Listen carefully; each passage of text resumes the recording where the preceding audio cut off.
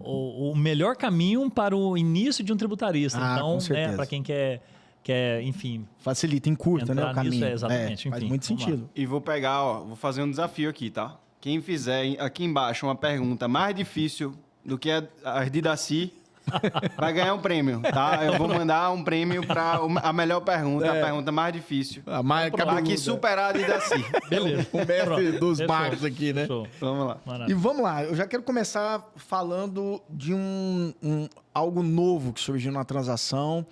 Nós tínhamos algumas modalidades de parcelamento diferenciado, que eram os refis, PERT, etc., que era algo diferente do parcelamento convencional, mas era uma situação que não tinha discricionariedade, então era para todos. Né? Saiu um refis, quem quisesse ir lá, aderir ao refis, aproveitava os benefícios. Alguns atrasavam de propósito, né? Falava, já vou já atrasar. não vou pagar mesmo, porque eu vou guardar o refis, etc.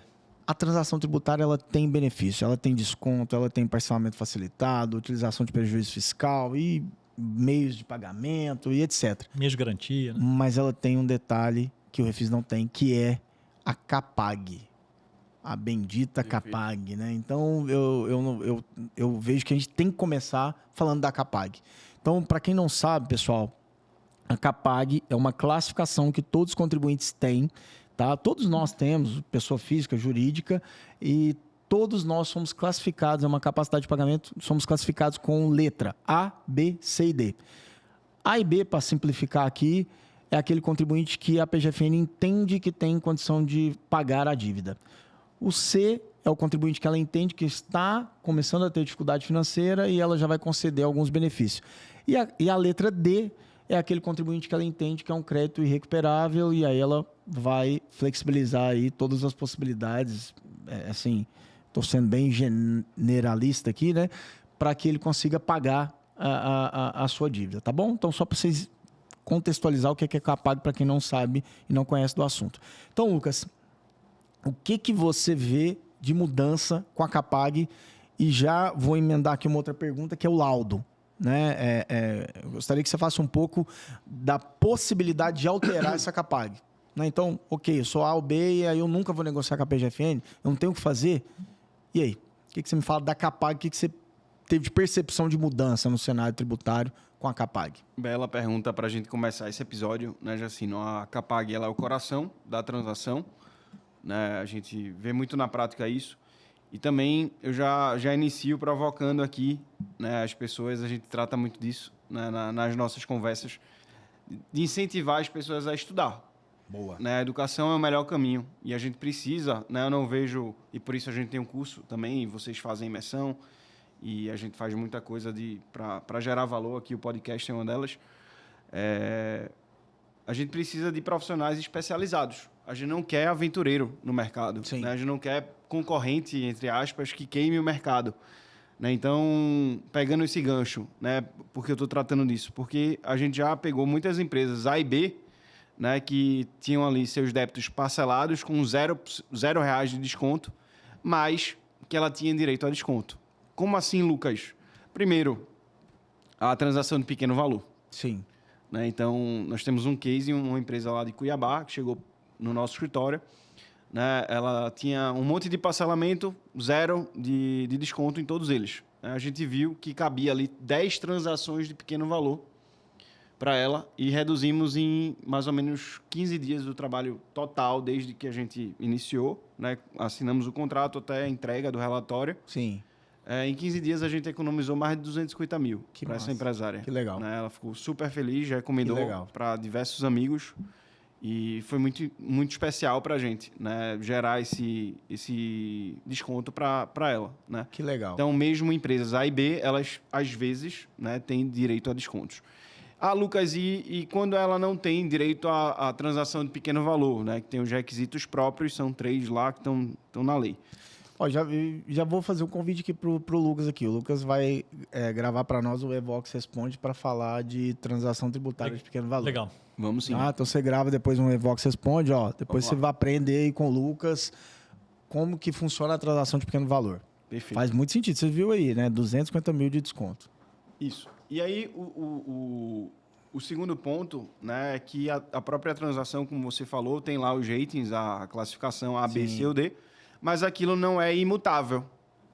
Perfeito. Existe a revisão da capacidade de pagamento, que é trabalhada, né, e regulamentada na portaria 6757. Administrativamente. Muita gente acha que só vai conseguir fazer isso judicialmente, né? Eu nem indico, né, esse caminho. Sim, também não. A transação ela é subjetiva, então ela não é um direito do contribuinte. Ela é algo que é negociável com a procuradoria. E imagina você iniciar uma negociação já querendo dar uma porrada, judicial, né? Obrigando a descer algo. goela abaixo. Uhum. Né? Então, eu não entro judicialmente para discutir CAPAG, né? E não recomendo. Excelente dica. E aí entra a figura do laudo que você bem mencionou, né? O laudo de revisão da capacidade de pagamento é o principal documento que a gente instrumentaliza esse pedido, né? Ele é elaborado por pessoas que tenham notáveis saberes, né? Principalmente contábeis e financeiros. Sim. Né? Ela não pode ser assinada por advogado, esse laudo.